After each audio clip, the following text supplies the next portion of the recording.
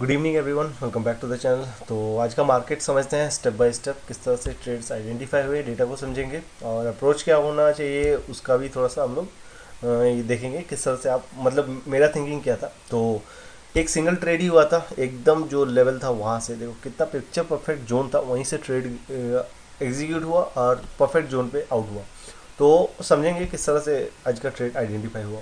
तो बिफोर हम लोग शिफ्टिंग देखते हैं उससे पहले एक चीज़ जो आज के लिए नोटिस करने वाला था कि एक्सपायरी रेंज बहुत क्लोज था, नीचे वाला जोन 854 का जोन था। तो मेरा एक्सपेक्टेशन वही था कि ये मे भी शायद पहले ही उस जोन के आसपास आ जाए, तब मैं बुलिश ट्रेड करूंगा, क्योंकि आपने शायद इंस्टा के स्टोरी में भी देखा होगा मेरा कुछ पहला एक्सपेक्टेशन था कि एक डाउन साइड वाला व्यू यहाँ पे आएगा, उसके बाद मैं अप साइड ट्रेड करूंगा। पहले कैंडिडेट से ही मेरा ये प्राइस पैटर्न डिसाइडेड था कि यहाँ तक के लिए ट्रेड में मुझे करना। मैं उसका स्क्रीनशॉट ऐड कर दूंगा, आपको दिखेगा वो वाला चीज़। बट मार्केट ने क्या किया, मार्केट सीधे 23,000 के अपसाइड वाले जोन तक पहुँच गया। ठीक है, तो अब थोड़ा सा डेटा देखते हैं। तो वहीं से ट्रेड इनिशिएट किया गया, पिक्चर परफेक्ट एरिया पे मिला, वहाँ से जो एक्सपायरी रेंज था नीचे वाला वहाँ तक के लिए ट्रेड। अब देखो मैं थोड़ा सा दिखाता हूँ। 9/15 का डेटा है, इनिशियल डेटा है अभी। तो दिख रहा है हमें रेजिस्टेंस स्टार्ट होता हुआ 23,200 से आने का ट्राई कर रहा है 23,000 पे। सपोर्ट अगर देखा जाए स्टार्ट यहाँ से हुआ था, नीचे ट्राई कर रहा था और शिफ्ट होने के लिए। तो ये इनिशियल एक्सपेक्टेशन था, बट एक क्लियर व्यू मुझे ये था कि ये एक्सपायरी रेंज को, इसलिए मैंने आज मॉर्निंग को थोड़ा सा शिफ्टिंग में भी ज़्यादा ध्यान नहीं दिया था, क्योंकि मुझे एक चीज़ क्लियर कट व्यू था कि ये जहाँ मतलब होता है 900 के डाउन साइड वाले जो ये एक्सपायरी रेंज के नियर बाय पहुँचेगा तो इसे एक पुश तो इनिशियली मिलेगा ही। तो मेरा उसीलिए पहला व्यू वही वाला था। बट वो वहाँ से 900 के अपसाइड वाले जोन से सीधे पहुँच गया 23,000 के अपसाइड वाले जोन तक। अब देखो उसका जोन क्या था उस टाइम, उसके बाद हम लोग शिफ्टिंग देखेंगे। तो वो 9/15 को ही डिसाइड था। 23,000 के अपसाइड वाले जोन का वैल्यू था 23,006, 23,006, 23,008 का वैल्यू था। ठीक है, तो जोन उसी टाइम डिसाइड था कि यहाँ से अगर यहाँ से ट्रेड मिले तो देखो अगर ये इस जोन के आसपास आएगा तो अपसाइड वाले यहाँ जोन को तो हिट करके आ गया 950 को।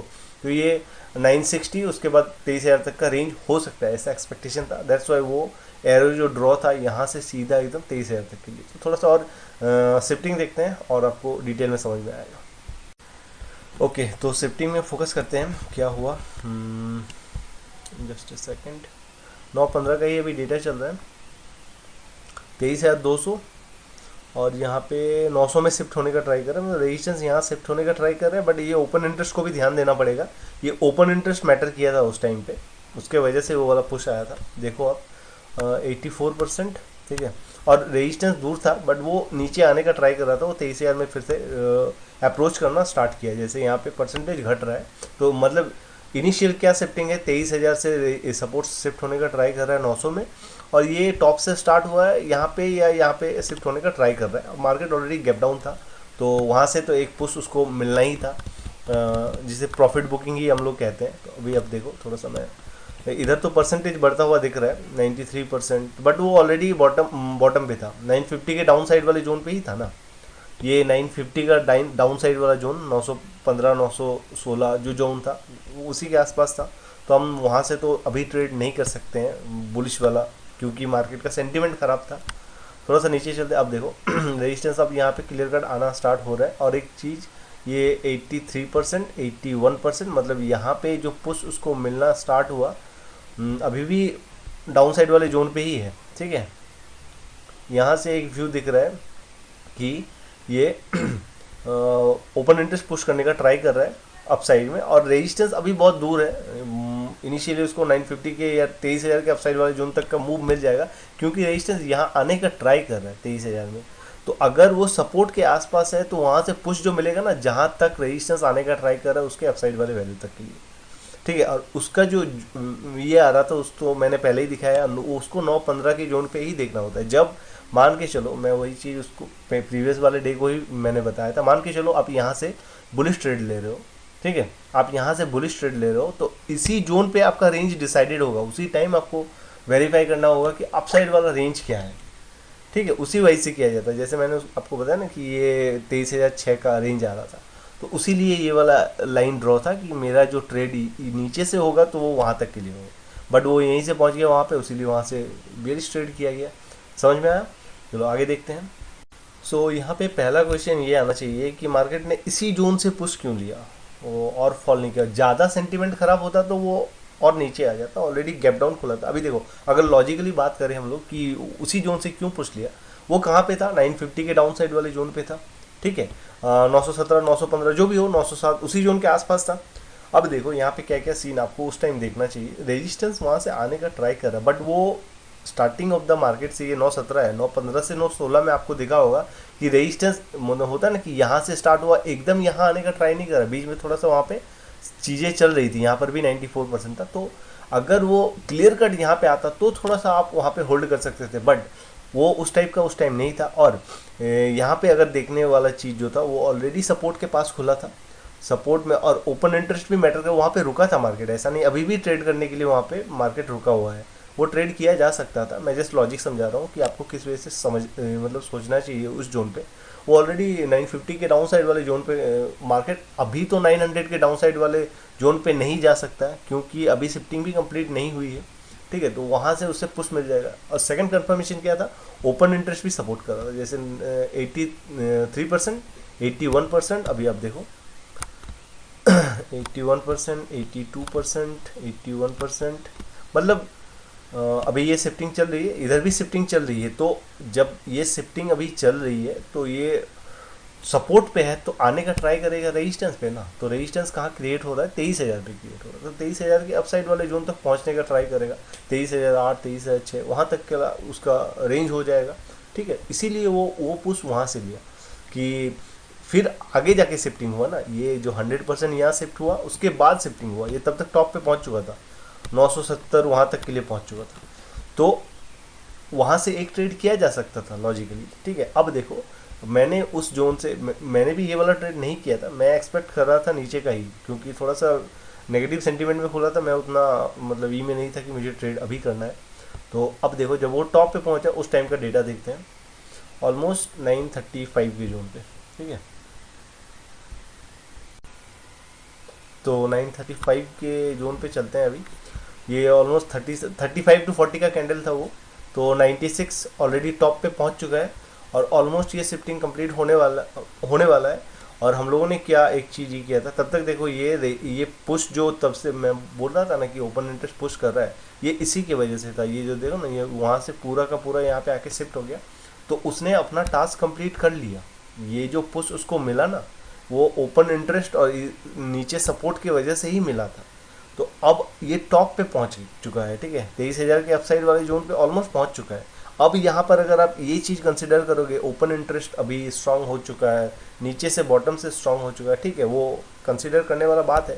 बट ऑलरेडी वो रेजिस्टेंस पे पहुंच चुका है, मतलब एक पुश तो ओपन इंटरेस्ट की वजह से मिला है उसे अपसाइड का, तो अभी वो रेजिस्टेंस पे है। अभी आप वो चीज़ कंसिडर करोगे कि ये बॉटम से आके यहाँ पे स्ट्रांग हो गया है, तो वो थोड़ा सा अभी डाउटफुल होगा, क्योंकि एक पुश मार्केट ऑलरेडी बॉटम से लगा चुका है, मतलब उसने उसी जोन से सपोर्ट लिया है, तब जाके मार्केट यहाँ पहुँचा। तो रेजिस्टेंस पे जोन पे आप जाके वो चीज़ कंसिडर नहीं कर सकते कि ओपन इंटरेस्ट है, और ओपन इंटरेस्ट कभी भी यहाँ से गायब हो सकता है नीचे साइड, और होता है ना वीकनेस आ सकता है, तो उसको उसीलिए ज़्यादा कंसिडर नहीं किया जा सकता। वन टाइम पुश के लिए सही होता है।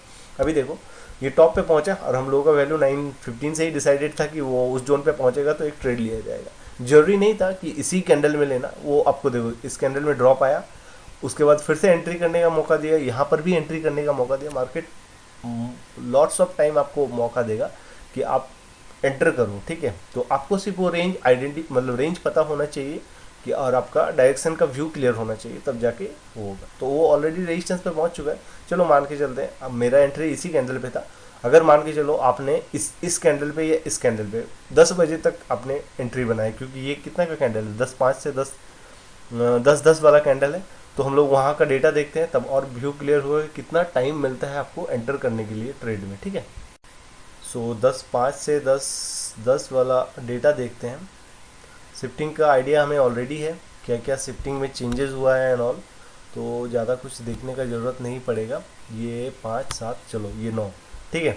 अभी देखो आप, रेजिस्टेंस क्या हुआ, रेजिस्टेंस यहाँ से अपसाइड से सीधे यहाँ पे आके 23,000 पे स्ट्रांग हो चुका है।